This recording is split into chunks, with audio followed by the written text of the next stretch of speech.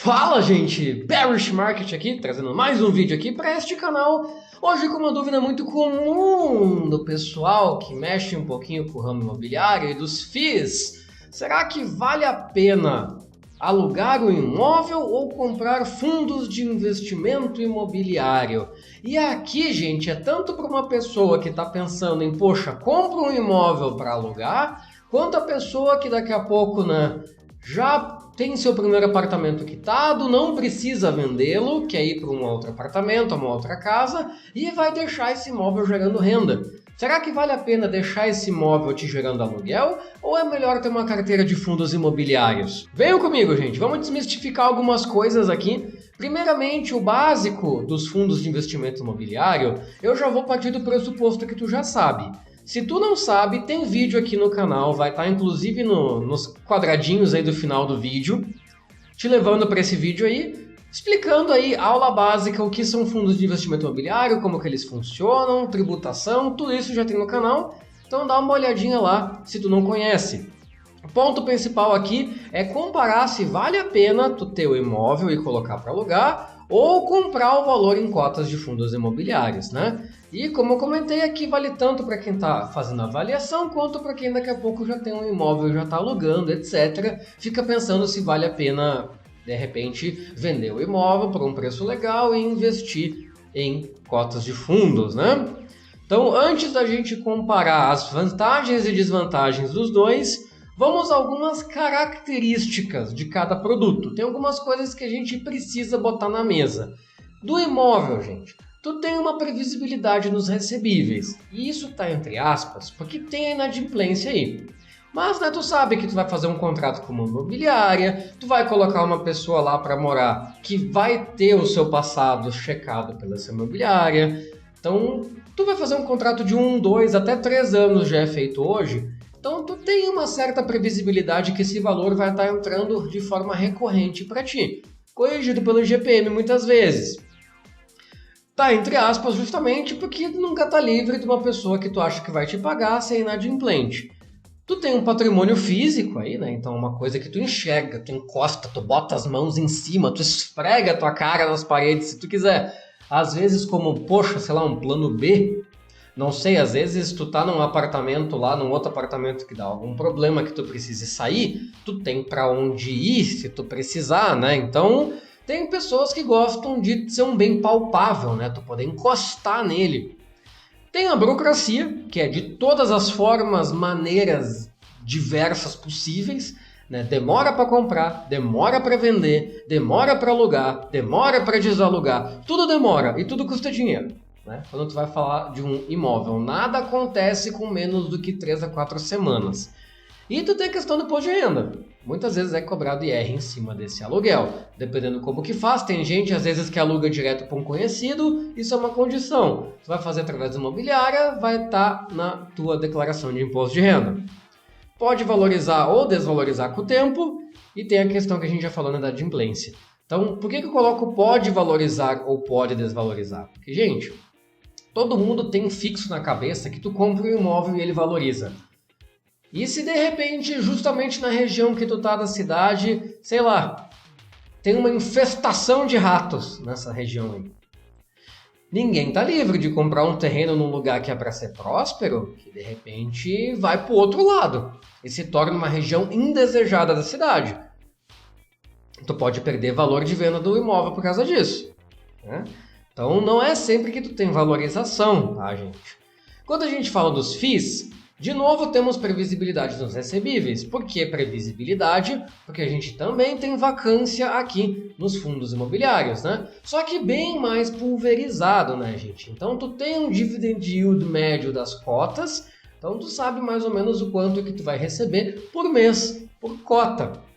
De novo, tu pode ter uma flutuação aí, porque tu tem um valor médio em cima da cota, então se a cota variar de preço, tu vai ter um impacto, e tu tem vacância física e vacância financeira nos imóveis dos fundos. Então, por isso que está entre aspas, também é previsível, mas também tem os seus poréns. Então, aqui tu está falando de patrimônio monetário e que tem a questão da liquidez, né, gente? Aqui é o que mais salta aos olhos. Cota de fundo imobiliário, tu compra hoje e vende amanhã, se tu quiser. Então é o dinheiro líquido, fluido, tu faz o que tu quiser com ele a hora que tu quiser. Como eu já comentei, tu tem oscilação do valor da cota, principalmente atrelada à taxa de juros. Normalmente a gente tem, com a subida da Selic, a baixa do valor das cotas dos fundos e inversamente também é verdadeiro. Quando a Selic está descendo, o valor das cotas está subindo. Isso porque a taxa de juros básica influencia muito na construção de novas obras, no aluguel de novas obras e etc, né, gente? Falo mais disso aí nos vídeos específicos de fundo. Imposto de renda, então, na venda da cota, quando tu tiver lucro, mas não tem nos dividendos que tu está recebendo, ao menos até mudarem isso. Então pode valorizar ou desvalorizar com o tempo e na inadimplência também, que a gente já falou. E aqui, gente, eu montei uma tabelinha muito simples aí. Se vocês digitarem fundo de investimento imobiliário versus imóvel na internet, vai aparecer um monte de tabela. Tentei ser o mais sucinto possível aqui, pode tirar um print disso aqui se tu quiser guardar. Deixando pintado de verde aonde um ganha do outro. Mas aqui, gente, tem algumas coisas que a gente vai falar no final, tá? Vamos lá. Simplicidade. Fundo de investimento imobiliário é via home broker. Compra e vende. Enquanto imóvel é escritura, é certidão, é ITBI, é tempo esperando, etc. Então, fundo é muito mais simples. Liquidez, de novo, compra e vende na bolsa. Enquanto que o imóvel pode levar anos. E se tu quiser realmente vender por um valor específico, às vezes tu vai demorar bem mais do que um ano para isso. Porque, gente, uma coisa, meu imóvel vale 400 mil. Legal, ninguém te oferece mais do que 300 por ele. Adianta alguma coisa valer 400? Enquanto que se tu pega nas cotações do home broker, minha carteira de fundo imobiliário, se eu vender hoje é 300, se eu vender hoje é 300. Amanhã pode ser 285 ou 315. Mas tu tem o valor real na mão. Diversificação, né, gente? Nem se fala. Ponto para o fundo imobiliário. Tu vai ter uma carteira de fundo imobiliário. Tu vai investir em shopping, em hotel, em laje, em galpão logístico. Tu vai fazer uma diversificação absurda. Enquanto que o imóvel normalmente é um só.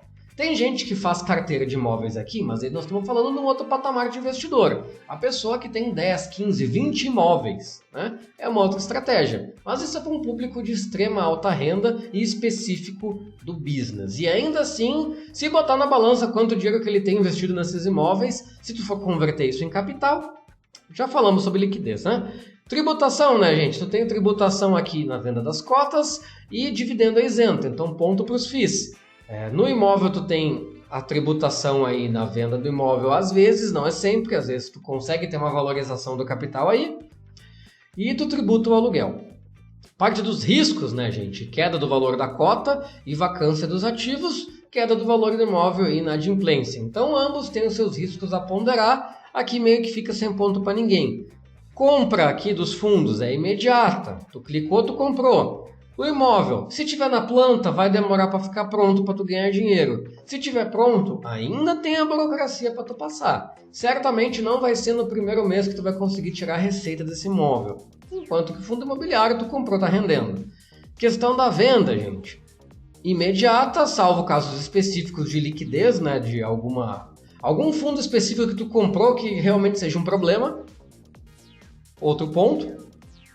E do imóvel, para vender vai demorar, mesmo que já tenha um comprador. Tá? E muitas vezes não vai ser por aquilo que ele realmente vale. Então acabou ficando sem ponto para ninguém aqui também. Aplicação mínima. Com R$10 tu já compra a cota de alguns fundos. E o imóvel, né, certamente é bem mais do que 10 pila, né, gente? Então, mas aqui deixamos ponto para ninguém. Longevidade, né, gente? Aqui que a gente começa a ver o imóvel ficando interessante.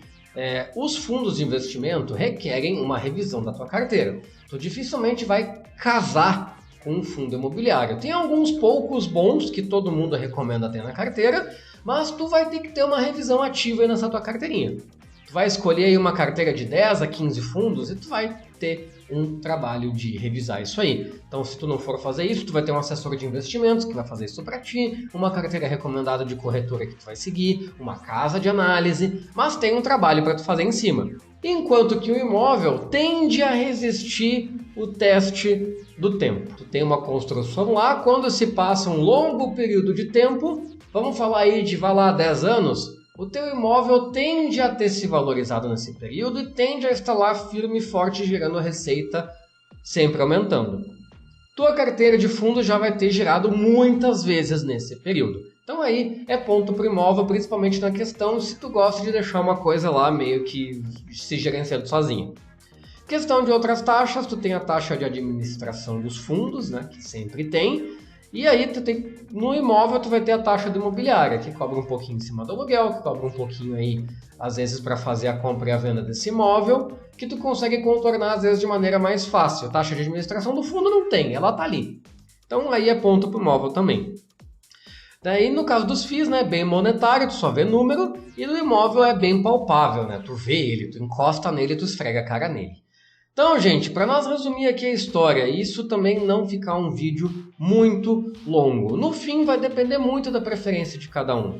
E nada te impede de ter ambas as aplicações. Se a gente olhar para uma simulação abaixo, gente, falando friamente de dinheiro, 300 mil num imóvel alugado a 1.200 vai te dar 14 mil por ano. Ainda tem imposto para deduzir aí, tá?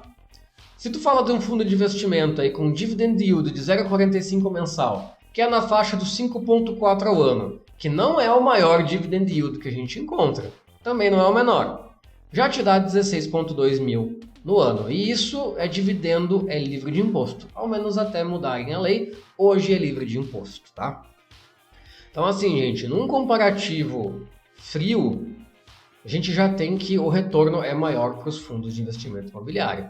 Aí vai de tu avaliar, poxa, vou comprar um imóvel, vou passar pelo período, vou botar alugar. Se eu quiser transformar em dinheiro, posso perder na venda, pode demorar para vender? Normalmente faz mais sentido para o público de alta renda, bem alta renda, onde se eu vender ou se eu não vender esse imóvel, pouco importa. Deixa ali, eu vou ter uma pessoa muitas vezes também de uma renda legal que dificilmente não vai me pagar, então deixa ali.